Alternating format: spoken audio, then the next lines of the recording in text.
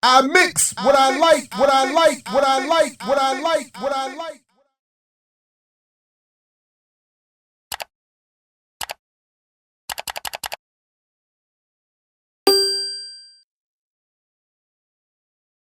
And Dr. James, welcome back to the platform. It's always good to see you. How are you? I'm well. How are you doing, Jared? Good to see you. I'm as good as could be expected, and admittedly, I'm a little giddy over this book here because I think what you've done is remarkable in not only laying out, as you say, some of the context for Angela Davis, but talking about so many different things in such a well-written way, overlapping so many. There's so much fascinating beyond what is already the inviting and captivating figure herself of Angela Davis. There's so many tributaries that you touch on here that so I just want to encourage, if anybody has not yet read it, please get it and read this book. And I just want to congratulate you off the top for this, in addition to all else you've been publishing lately and throughout your career. So well done, and thank you for joining us again. The first thing I did want to ask you, though, is could you talk, please, a little bit about your experiences of the time and context that you set for the overall exploration of Davis's life in contextualizing Angela Davis? Right. I would love to hear more from you on how you, because you write about it a little bit, but Yeah, please. not much Yeah. in the book, right? Mostly in the preface a little bit when I lay Mm-hmm. it up, right? But so just I know like I'm an older person, but I'm not the same age. So there would be like I wasn't around in the 40s, right? So and I could talk a little bit about where we intersected, but it would be, and I'm going to try not to be repetitive because I don't want, there's a unique opportunity to have new questions and queries here with you in dialogue, especially about Okay. our industry. But I would say when I left Texas, which is a very conservative state, I went to New York City to enter the industry, like, get a doctorate. Again, I've said elsewhere, I don't listen. So I was always getting fired from jobs. So it's like, this is the one job I can keep because I just have to read books and show up in class, right? For a number of years on this scholarship. So that is when I started organizing seriously. I tried to do things in Texas, but nothing really much was happening. I met a couple of Panthers there, because the party was drifting and ending and things like that. But New York City would be the heartbeat because one, it is one of the hubs. I don't know what's going on now, but at that time, one of the hubs of the Communist Party USA. So Chicago is a stronghold, right? And New York City was a stronghold. And then there was a sector in California. But the key person would be Charlene Mitchell, and I give her a shout out in the preface. She transitioned in December 2022 at age 92. There is a memorial for her at Riverside Church in Manhattan, where James Foreman and Reverend King spoke. And I watched it online. And I also saw Davis give her tribute. Margaret Burnham, who was one of Davis's close childhood friends, would end up being one of her attorneys, right, when the trial emerged after the tragedy on August 7, 1970, when Jonathan Jackson was slain, along with two other Black incarcerated people. Rochelle McGee was shot up. The white district attorney was paralyzed, and the white judge was killed, and all by bullets. Based on my scholarship and others, all by bullets shot by prison guards. Right, when people were just sitting in a van, so they shot up a van. It wouldn't be a drive-by because they weren't moving, but they shot up the van. So, in the context of Charlene Mitchell, and the people that she knows and the people that I meet organizing Women for Racial and Economic Equality, which I don't want to call it a communist front, but I didn't know it was the CPUSA when I joined. But I did not join the party later. So whereas I would see her during the Cold War within the context of, hey, we're both working with the same party. Me, I didn't get inside of it yet, or they're actually training me. They saw I had potential. But I'm gonna, meet you in New York City. I'm gonna meet you in Nairobi. I'm gonna meet you in Moscow. And then I'm younger, so I'm just the grunt, which is fine. Grunts, like, they get to look around, they get to see stuff. They also carry a lot of baggage, different kinds of baggage, real physical bags and other things, right? And but it was all a learning experience. Now when I said, can I just organize without joining parties, once I realized that I will just go ahead and organize, work on the Central Park case.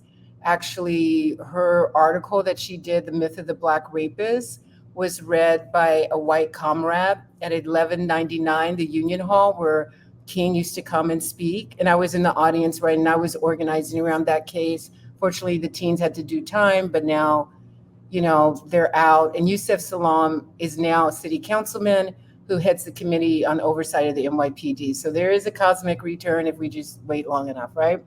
So in the 90s is when I reconnect with her, and it's going to be about academia. So this is where our industry kicks in, right? And of course, the time span of the book is the 40s to 1970, what happened at Marion County Courthouse with Jonathan and Rochelle and others. And then the conclusion of the book, I do fast forward to her 50th reunion at Brandeis University. And then I start talking about in the closing electoral politics. But from this 1944 to 1970, that's sort of basically the parameters of the book. But in terms of my connection with her, it's been off and on, over 40 years, it looks like, 40 or over 40. And in the 90s, when we reconnected, I would call that the era of cultural studies. So things are, and you tell me, I'm going to stop talking, say how you saw that era, and I'm older than you, so, I don't know where you were. I'm sure you were in pre-K, but I know there's things that we've been studying, right? And that's when I saw, because I had a postdoc and I took it to California. And it was ironically a postdoc from the Ford Foundation, which also had been receiving funds from the CIA during the Cold War, which I didn't know. So there's a way in which I got politicized through Davis in ways that were going to be different from politicization on the East Coast. And what I saw doesn't mean it was an accurate view. I saw a certain kind of militancy of Black activists in New York City, December 12th, like Daruba's on the East Coast. When he first came out, I was teaching at UMass Amherst. He came and spoke, stayed over at my house. I see you got George on your shirt, right? Ancestor George Jackson. The West Coast politics were different. I didn't get that sense of a deep Black militancy. It was the narrative was all multiracial, multicultural. There were even discussions with Davis and other feminists, or she asking me, "What do you think about women of color, being a race?" And I'm like, "That's not a race." And so there's this configuration, which had a long run and still has a long run until anti, you know, Blackness narratives or Afro pessimism popped up. And I appreciate you having, Frank on, like, your show multiple times, right? There's a way in which I noticed that East Coast radical politics were different from West Coast politics, at least with the crew that I was in. And it might have been because we were pretty much all women, all feminists. So we had a different lens. Doesn't mean it was not a useful lens. It was a different perception or perspective. But also the multicultural was the mandate. So the issue of Black culture in the 90s seemed to become more literary bound. Like I would love going to conferences with Audre Lorde. I would learn, but whatever the discourse was about rebellion in the 1960s and 1970s, it had reached its expiration point, it felt, in these circles of intellectuals and authors and writers. So some people might have read Airbrushing Revolution for the Sake of Abolition. So that's what I'm talking about in the 90s when, I'm doing the Angela Davis reader. I'm trying to be supportive with these large conferences. And then that becomes really my break when I realize, so these aren't really my politics. To the extent that the politics are productive, I support them, but I keep seeing contradictions. So the question becomes, can you articulate, are you allowed to write, are you allowed to point out contradictions? My experience in most organizations is no, because I see that as a betrayal. And I'm like, well, who are we portraying, the organization or the people? Because if the mass people don't have, the resources that we have, because we're going around the world, we have passports, we're doing stuff, we have advanced degrees. How loyal are we to be to that cadre, as productive as they are and all the good things that they put on the table? But we understand there are class issues at play here. And also there's a lot of deep funding, right? So what are we allowed to say? And so I started to think not very much. So I would, retreat and start doing other things like political prisoner anthologizing when I went to Brown. And that, as I said before, you probably heard this story. I did the conference at Davis's request. I did an anthology, which nobody asked for it. I did it. Ironically, if you go up to the federal government, they did a book review on states of confinement. It's like, oh my Oh, God. wow. Yeah, it's like, okay, I've read the book FBI Eyes or something. I believe that. FBI's, yeah. Yeah, we went to college too, and we like to read. So they're not just doing surveillance, they're also of people, they're doing surveillance of literature, right? That's right. So when I mailed the book in to incarcerated people, he had come to the Boulder conference because I personally invited him.